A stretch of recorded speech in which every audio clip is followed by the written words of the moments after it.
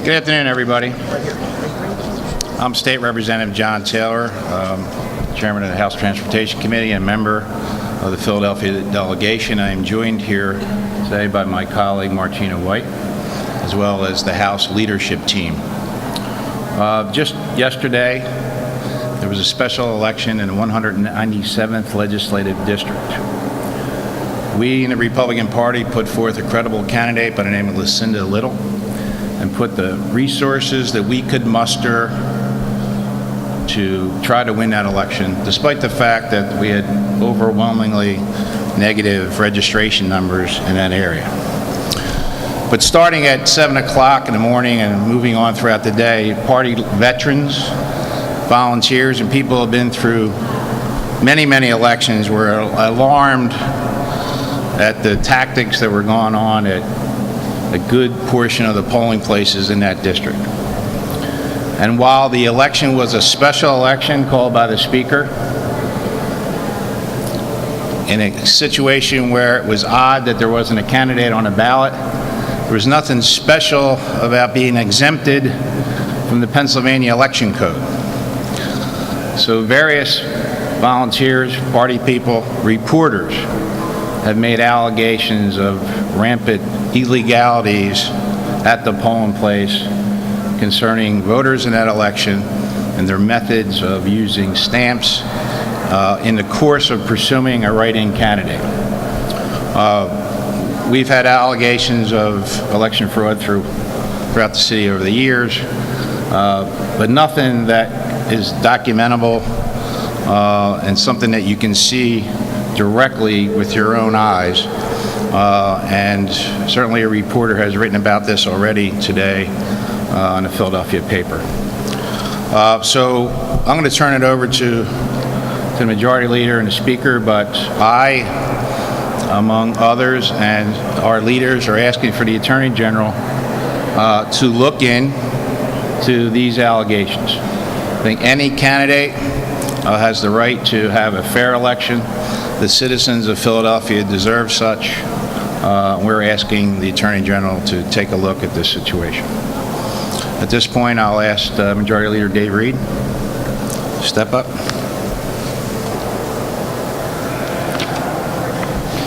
Thank you very much, John.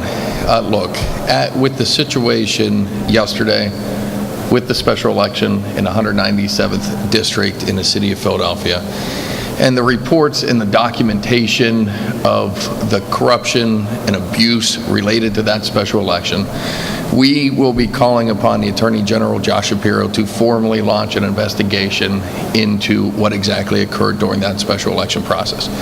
We're doing so from two different perspectives. And let me just say, first off, we're realistic. That's a 5% Republican district. We're under no pretense that we were going to win a special election with 5% registered Republicans.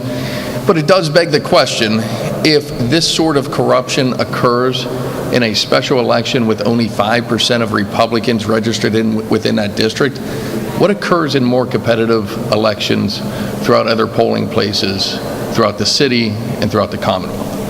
We're asking the Attorney General to launch the investigation for two reasons. Number one, we've been impressed thus far with his approach to cleaning up the Attorney General's office from a corruption history from the last Attorney General.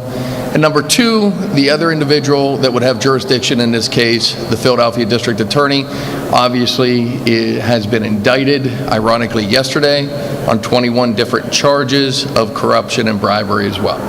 So it seems appropriate that our new Attorney General be the person to launch such an investigation. We have more faith and confidence in him, given his stature and his approach to the Attorney General's office thus far, to give an impartial review of what exactly happened and hopefully take the correct legal action necessary to punish those involved and to ensure that we have an electoral process going forward that is above reproach. And our citizens, whether they be in 197th District, the city of Philadelphia, or the entire Commonwealth of Pennsylvania, never have to question whether corruption is leading to the results of an electoral victory or not. So with that, I would turn it over to the Speaker to make closing remarks. Everybody, we just need to take the process.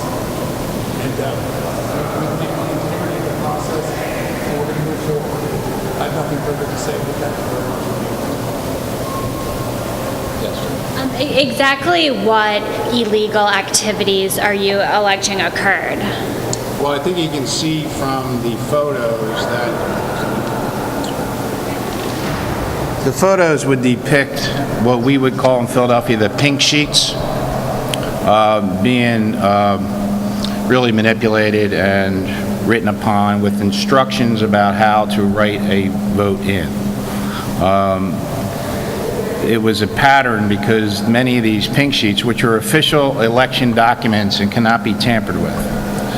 So these pink sheets throughout the district were marked up in similar fashion throughout the district, going step by step about how to write in.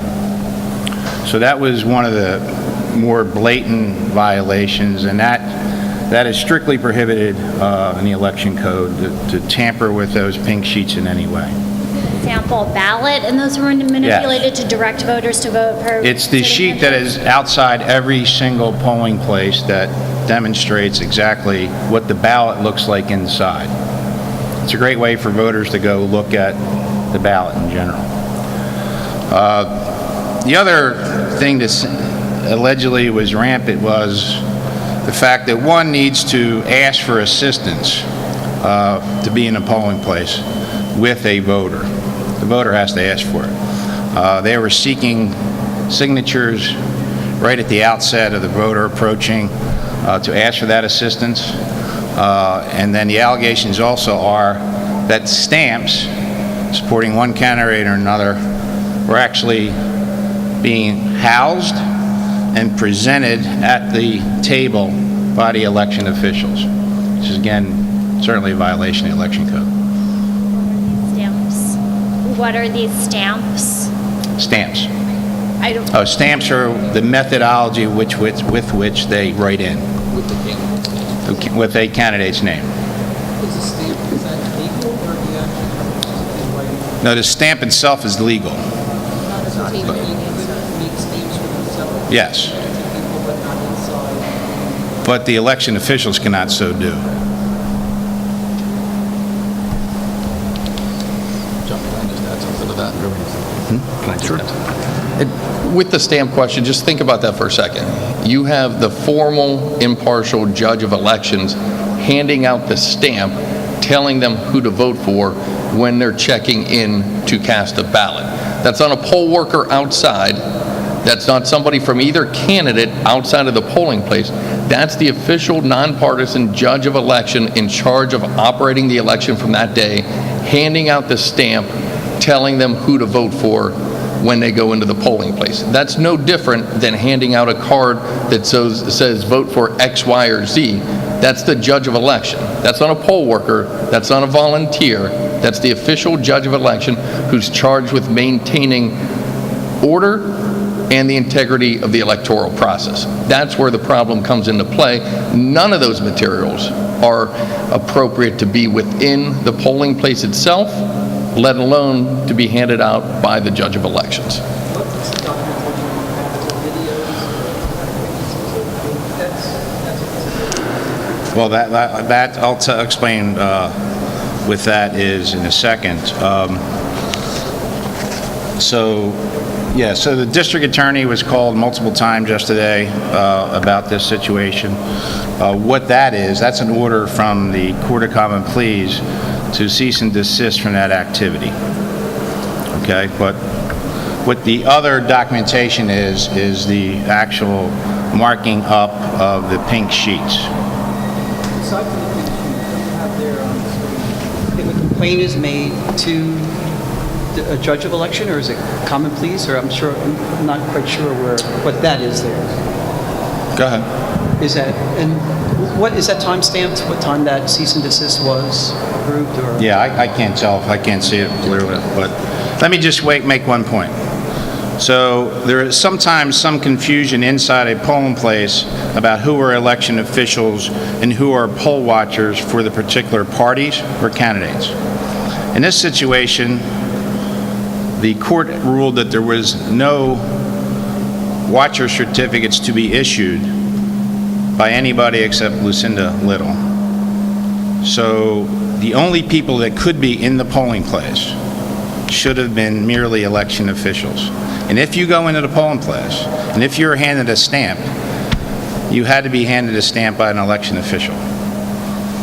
So, yeah, so get back to your original questions. We have witnesses, we have reporters who are on the scene, we have videos, multiple people in the booth. So, I'm And sorry. that information's been presented to the Attorney General's office? And that information will be presented to the Attorney General's office. What John had pointed out here on the screen is the cease and desist order from the Court of Common Pleas. In order to receive a cease and desist order, the DA's office and the court had to have reasonable expectation that that particular activity was occurring for them to be able to issue that order. So you had a court injunction filed on the day of the election, midday, to demand that people cease and desist from that particular activity. And look, there's plenty of evidence that is out there. A lot of it, given social media, is out there via social media right now. Through Twitter, we'll be presenting all of that information to the Attorney General's office in conjunction with the request for the investigation. Thank you all very much.